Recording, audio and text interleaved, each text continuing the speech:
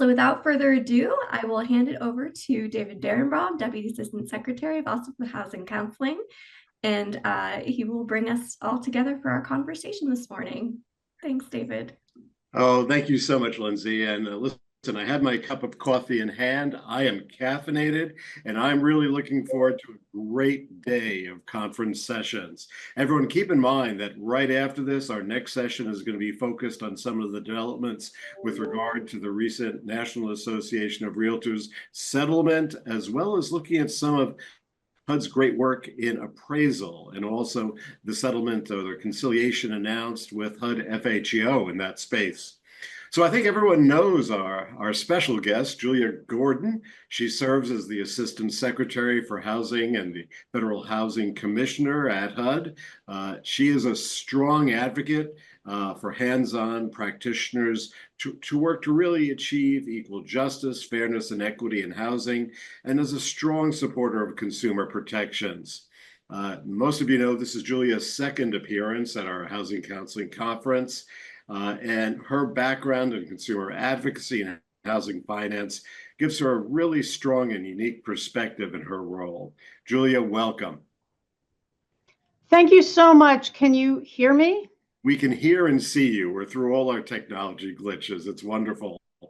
Julia, I know it's been a really busy and productive year for you. And the OHC team is just delighted to collaborate you on all of your initiatives.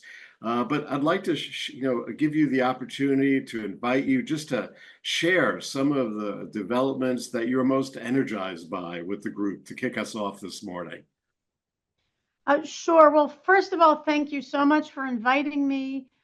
Thank you for always including me in the work of the Office of Housing Counseling. I think a lot of people on the call already know this, but working on housing counseling is one of the most important things that I believe I do in my position here at HUD as the Assistant Secretary for Housing.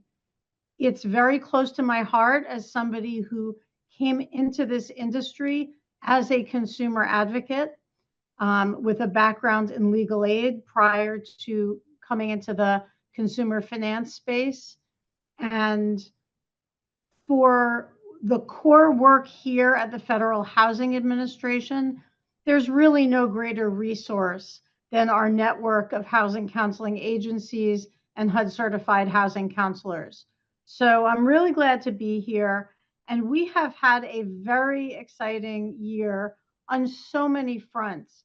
And I know David's going to ask me some specific questions, but we have made significant policy advances in our single family FHA portfolio. I think most importantly, with adding the ability to consider positive rental history when underwriting people for their loans. We have also made some very meaningful upgrades to our loss mitigation waterfall that responds to today's interest rate environment. We've also had many exciting developments in the manufactured housing space, both in terms of modernizing the construction of the actual homes themselves, as well as updating financing products for manufactured housing. And, of course, in the Office of Housing Counseling itself, launching our homeownership grant program, launching the Let's Make Home the Goal campaign, and now modernizing our forms of engagement are all very exciting developments as well.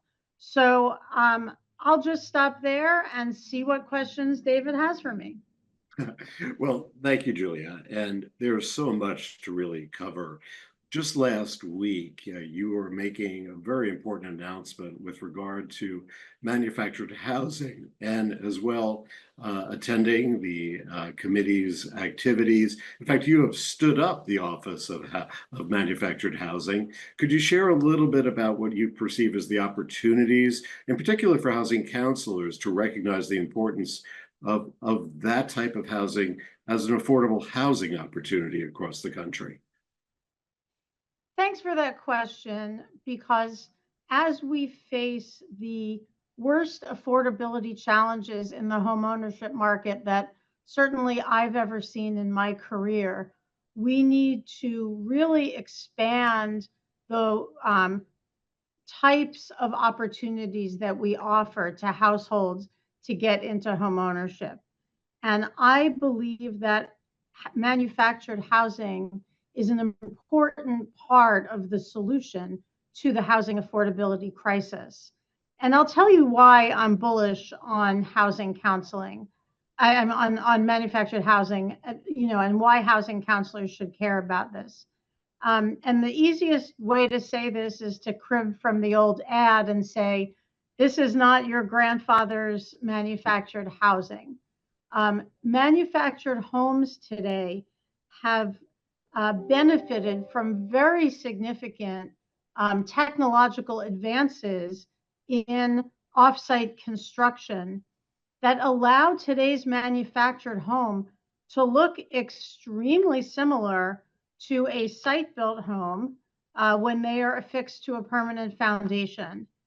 And these homes, if I were to show you a slideshow of site-built homes side by side with some of the newer manufactured homes, honestly, you wouldn't be able to tell the difference. And I know that because I can't tell the difference. Homes have, open floor plans and ridge roof designs and modern finishings in the kitchens and in the bathrooms.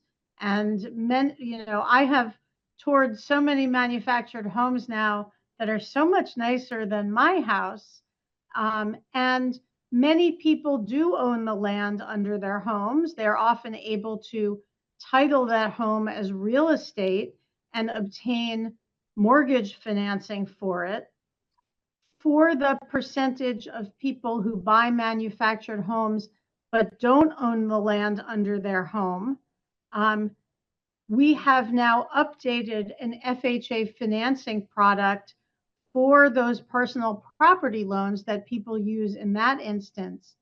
And I can tell you that for some of these newer models of manufactured home that really, are so very attractive, you can still get one of these for less than it costs to build the same home on site. And that's because factory building tends to be more efficient, and the mass production and the production line and the ability to just buy the different components in bulk, it really does save money, even if the home is made out of some of the same materials and features the same kind of appliances. We are now seeing the manufactured housing sector significantly advance in terms of energy efficiency and durability of the product, resilience in terms of wind events and the like, that in some cases does exceed what we are available to do in site-built homes at the same affordable price point.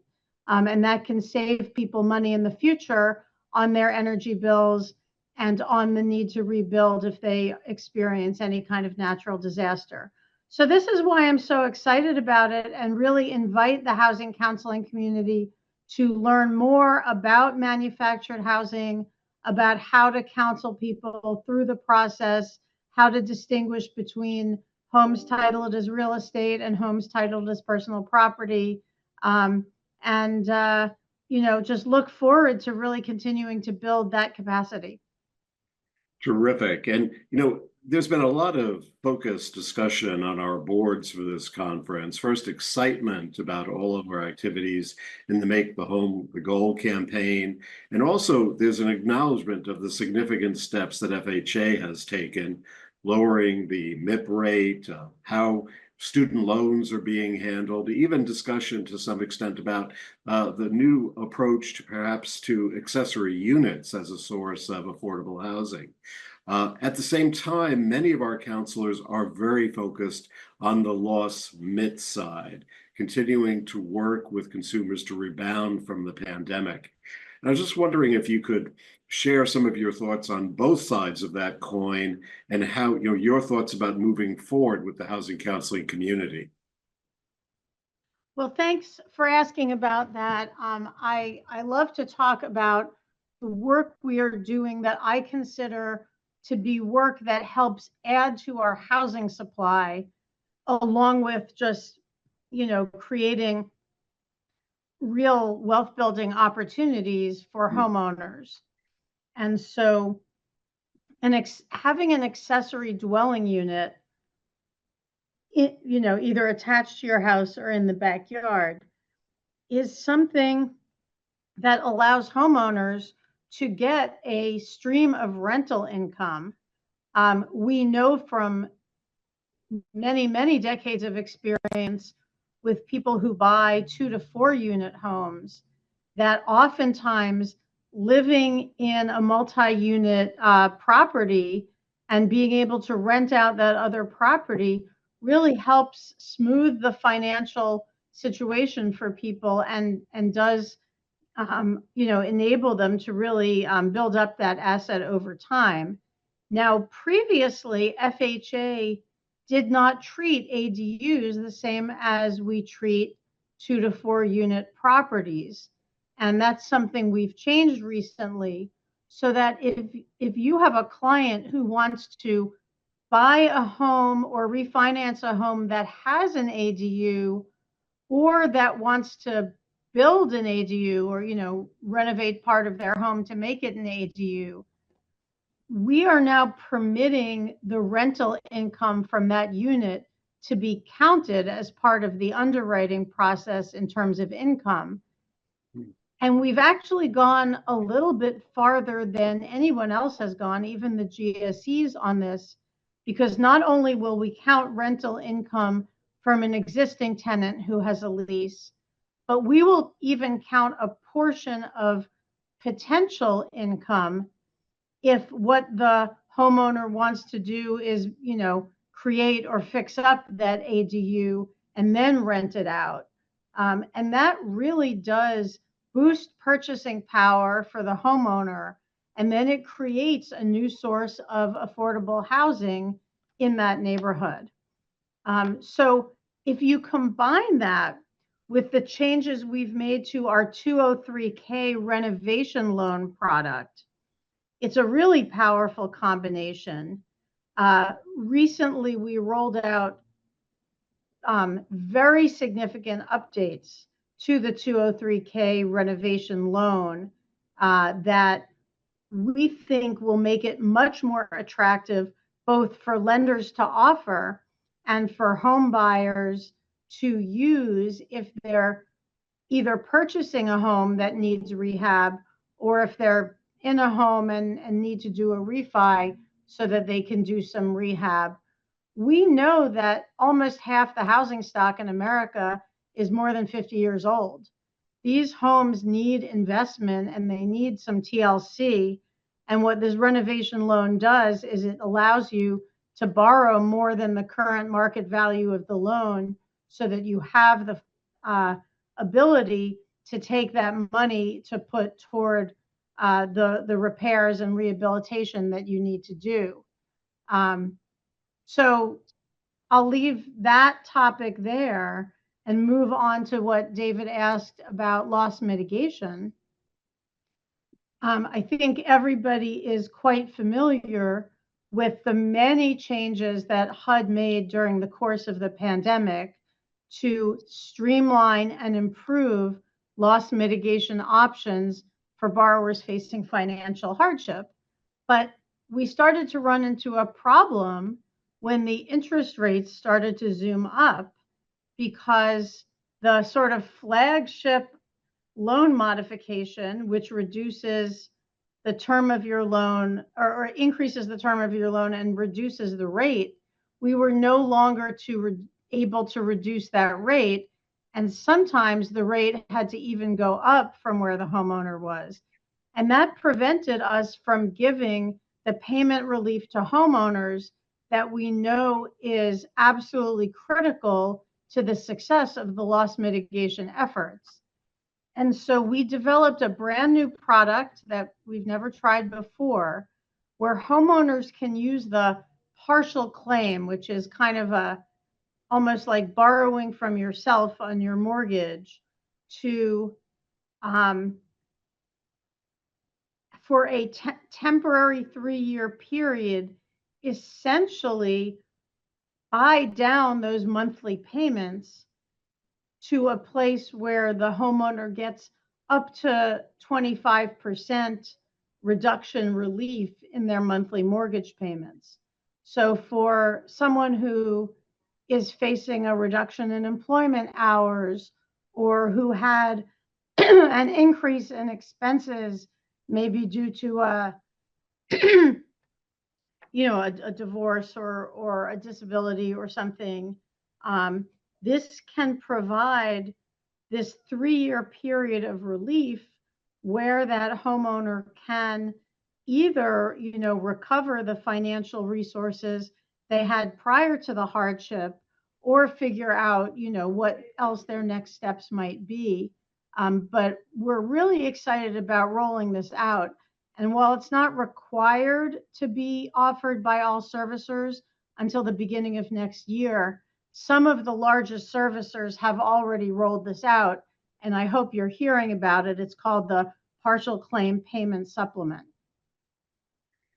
Julia, that announcement has been very well received by the housing counseling community. And I know that sometimes the counselors find themselves educating the mortgage servicers to FHA's announcement. And so we remind our community and our industry that they can engage with FHA and call the FHA Resource Center and let them know they're experiencing a problem.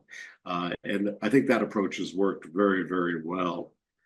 You and I have spoken extensively about the importance of aging in place, the growing number of seniors and elders who have not saved adequately for their retirement years, and the growing importance of HUD's home equity conversion mortgage product. We've also spoken about the importance of ensuring the quality of HECM counseling, and we've taken steps, in the Office of Housing Counseling to ensure that, including mandating the minimum time for sessions, also beginning to do in the near future mystery shopping of our agencies to ensure that quality.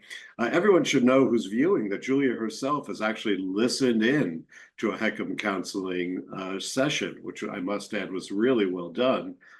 But moving forward, I think we need to take steps to further support our industry, as well as the reverse mortgage industry itself, to ensure best-in-class housing counseling. And I'm wondering about your thoughts about that. What can we be doing better as we move forward?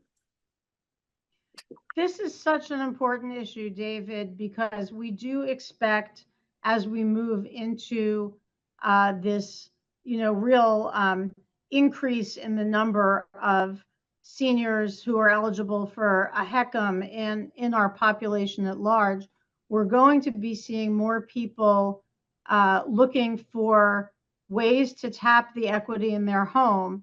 And while there are many different fintech companies and other folks out there trying to get a piece of this market, we know that HUD's HECM program, HUD's own reverse mortgage program, is one of the more highly regulated or regulated at all programs.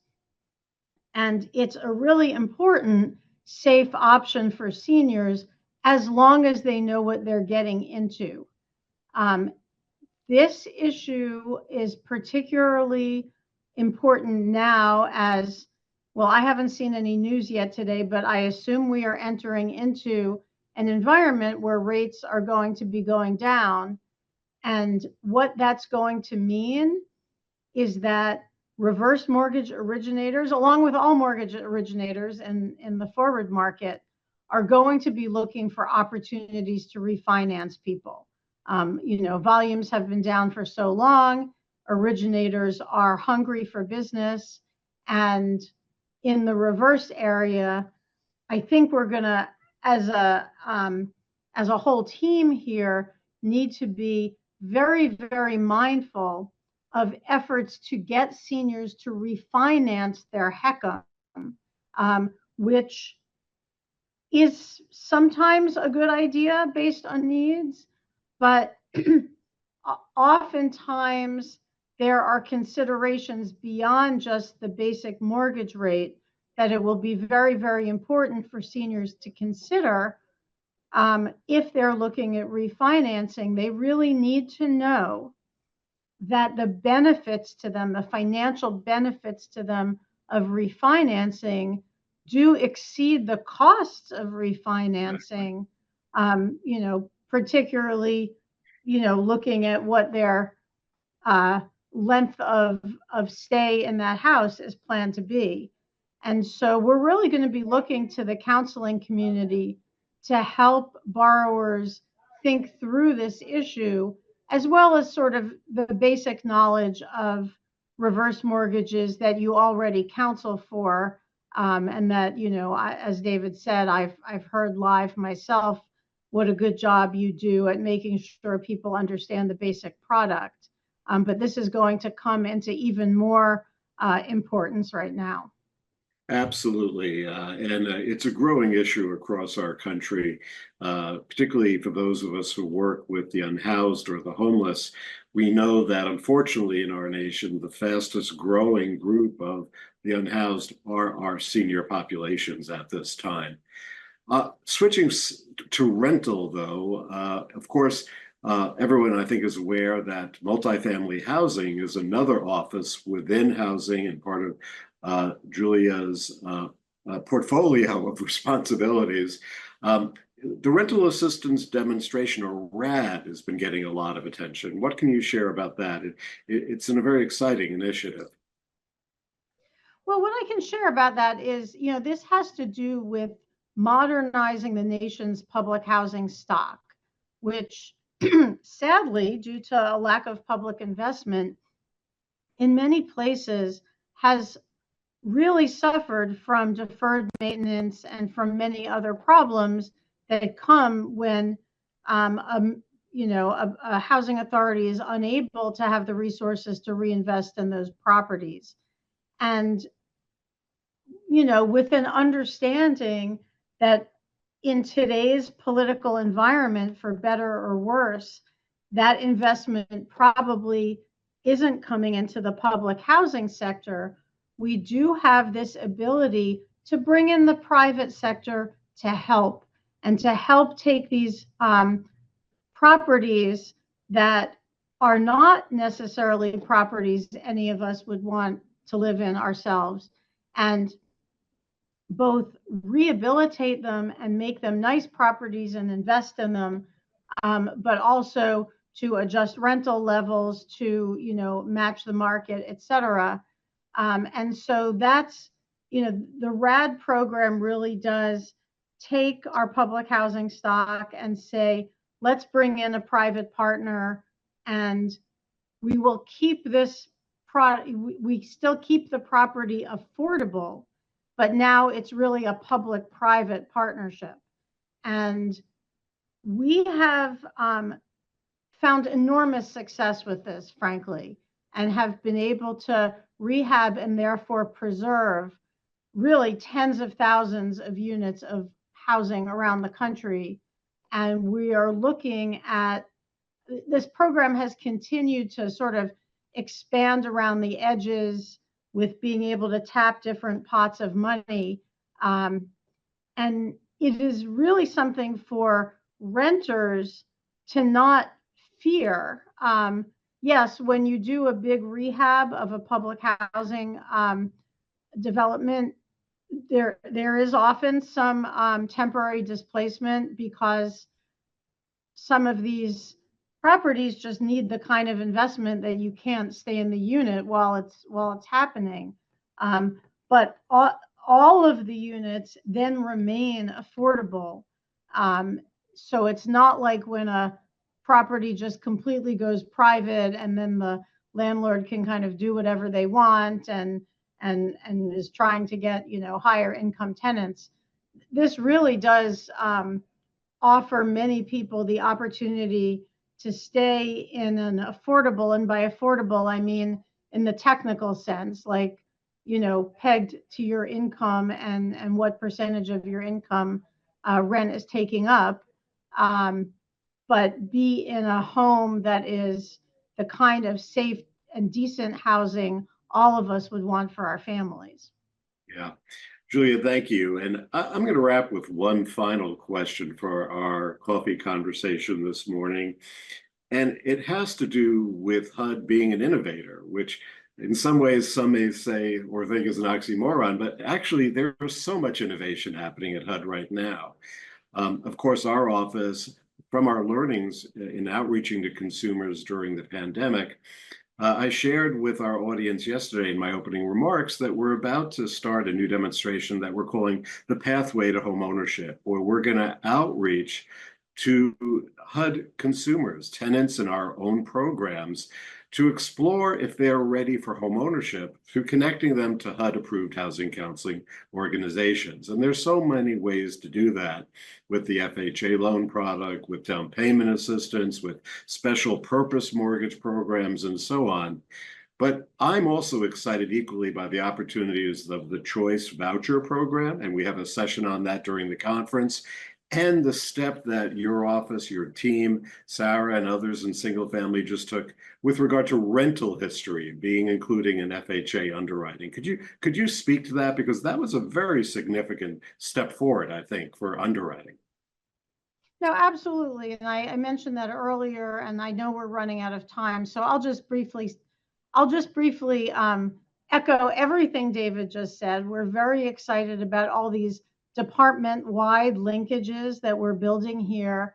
And in terms of actually becoming a homeowner through FHA's single family program, something we've talked about for years is, underwriting has always depended a lot on credit scores. And we know those credit scores build in years of racial and other kinds of discrimination and aren't always the best indicator of what the capacity of borrowers are. And we also know that for the most part, of course, there are exceptions, paying your rent on time doesn't always get reflected in your credit score. So what we've done is we've built in kind of a separate pathway through our total scorecard, which, as you know, is the underwriting engine for FHA loans, so that we can use positive rental history as a plus factor. And what we know from early evaluations that we've done since we rolled this out is that thousands of people have already attained homeownership who would probably have previously been kicked out by the system. So it's working, and we're really excited about it. Julia, thank you. Thank you for spending time with us this morning. And I'll turn it back to Lindsay now. Thank you, everyone, for joining us. Thanks. Thank you. This was a wonderful way to start off our day today and get you excited for our upcoming sessions. Appreciate your time, Commissioner Gordon and David. Just so you all know, we have a few sessions coming up today. Our next one starting at noon on the changing real estate landscape, where we'll be talking about the NAR settlement with some esteemed panelists.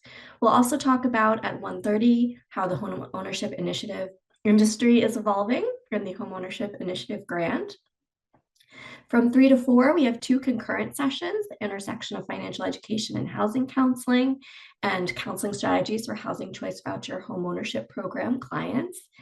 And at 4:30, we'll be closing out with a really, really informative session on balancing the professional demands of housing counselors.